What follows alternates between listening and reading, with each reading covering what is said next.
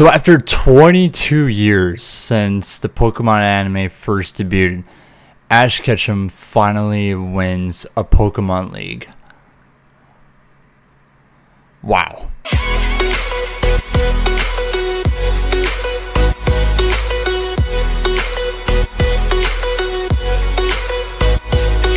How's it going, ladies and gentlemen? It's Flame, and welcome everyone back to a brand new video here to the channel. And it's a little bit of a different one as well, but I figured I have to talk about it since it's huge news, and it's also to cover up this channel, of course, as well, since of course it first started of me actually doing Pokemon in the first place. So if you guys haven't caught up on the news or anything like that, the latest episode of Pokemon Sun and Moon, we see after so long, after 22 years of seeing Ash in the Kanto region for the first time, going on his journey to now in the Pokemon Sun and Moon anime in the Alola region, he finally wins a league. And this is a big meme, and it frustrated a lot of people growing up that every time he goes to a different region or every time he makes a new team, he always loses a league because there's always someone mysterious that comes part of the league that we get no character development from. I think Tobias is the perfect example for Sinnoh, and then of course we just get kind of OP characters, or they shouldn't win, like characters like Alola and of course the Kalos region, or the latest anime before Alola. So with this, there's topics of this is a good thing and this is also a bad thing as well. There's a positive and negative to this, which I kind of find a little bit funny because we've been waiting so long for our main character to finally win a league, and it's kind of scary a little bit because there's of course rumors going around as well that once this Sun and Moon anime is done, that Ash won't be our main character anymore. And there's a huge rumor going around that when the Sword and Shield anime starts, it's going to be a new character and a brand new journey about it. Maybe they'll introduce Ash, or maybe give background information like that maybe within that anime, but it's a huge rumor going around, and that's why a lot of people are kind of skeptical of if he wins this league right here or wins any other league. I have no point in following his adventure and like that anymore. But let's talk about the league a little bit. So I haven't watched the Sun and Moon anime in a long time. Ever since X, Y, and Z ended and I started the channel, I think I got to like around 24, 25 episodes, and I was like, I'm done. You know what? It's not like fun to me anymore. There's really no point in watching it. Like Pokemon, it's always filler here or there sometimes, but with Sun and Moon, it was just terrible, and especially with the animation department as well, which of course they kind of did to give to a little bit of a younger audience, which makes sense, but it just didn't look like Ash or like the characters, and I wasn't a fan of it. I know that a lot of people were saying that, especially like within Twitter here today, where a lot of people haven't been following the anime as well, and they're like, what is wrong with Ash's face, or why does the animation look like that? And that was my big skeptical, especially going into Sun and Moon, was I was not a fan of the Sun and Moon animation, and the story wise, and even with the characters, the side ones, I was just like, it just felt weak to me. I kind of felt like it was black and white all over again. I'm just like, you know what, I kind of want to go through my journey right here where I kind of want to upload stuff that I like, and I know that a lot of people like, of course, Pokemon. That's what started with me in this channel, but with Sun and Moon, it just wasn't great. And following with the league right here, there were some parts where it was kind of BS, or Ash had a weak team, because Ash's team, like, that's the one big problem when looking through the league right here. There were so many better opportunities for him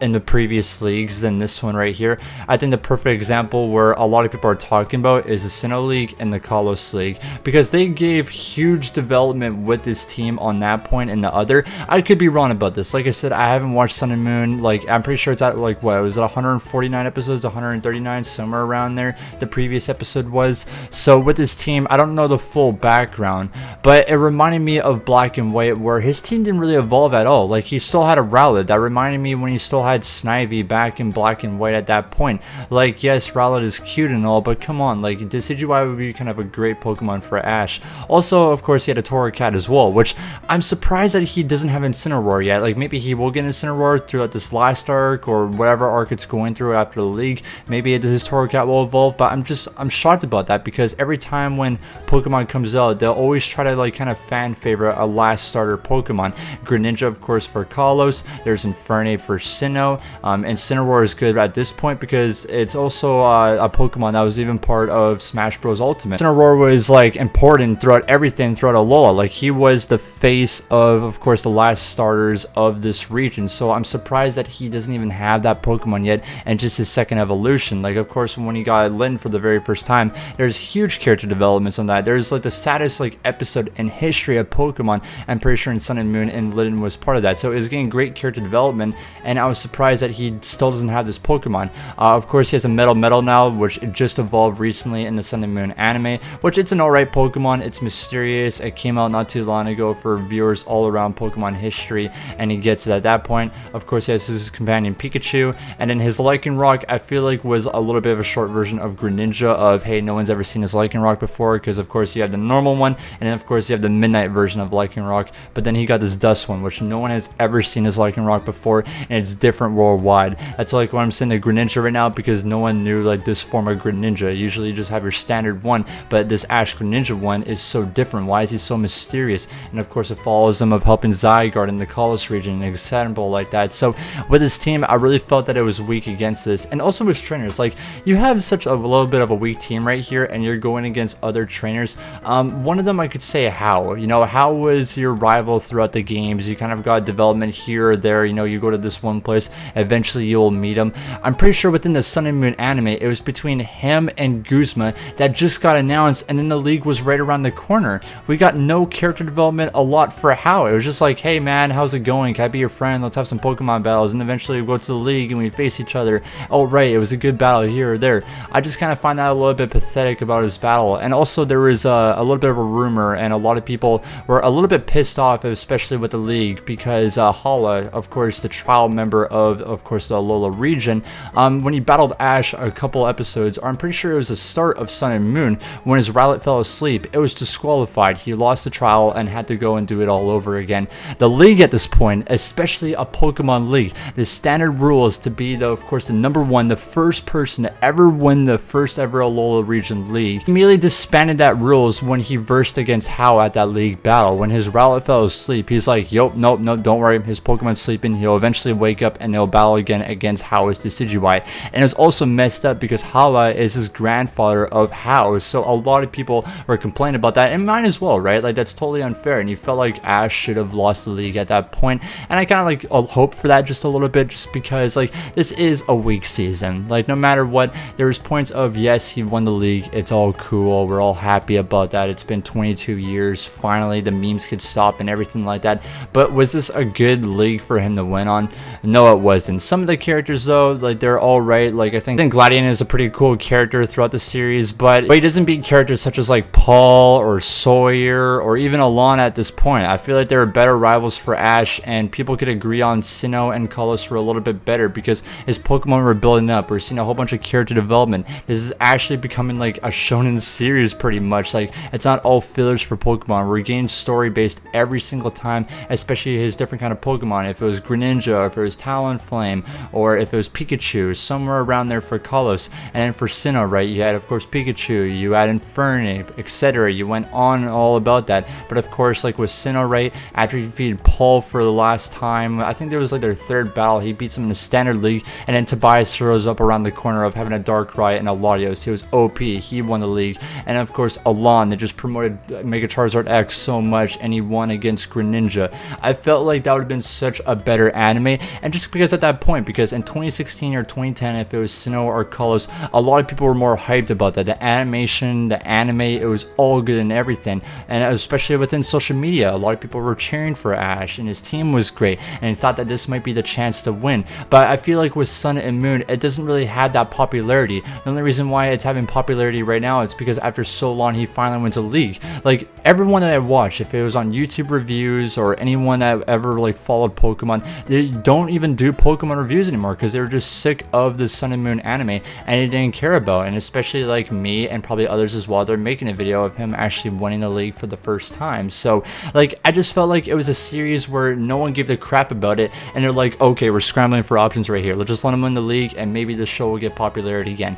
That's just my point. I could be wrong on that. Like I said, I haven't watched this anime since 25 episodes. It's over 100 right now, so I could be totally wrong about it. Maybe it is great, but in my opinion, I just feel like you have such a weak season, and you're like, okay, let's just let him win the league after 22 years, and then maybe we'll just get a little bit of promotion at this point. So that's just kind of like how I feel about the league right now. I think they they could have done a little bit better of promoting a season and then Ash actually winning the league, because afterwards it definitely would trend all over social media. If you're on Instagram, Twitter, Reddit, an example like that, I think people would be happy, because I think I always hate bringing up Carlos or another league, because with Carlos, when he got to that grand final spot versus Alola, everyone, and I mean everyone, was talking about it. It was all throughout social media platforms. It was even trending, for crying out loud, just of that episode happening. Everyone was getting goosebumps. Everyone was like, is this the time that he's finally gonna win?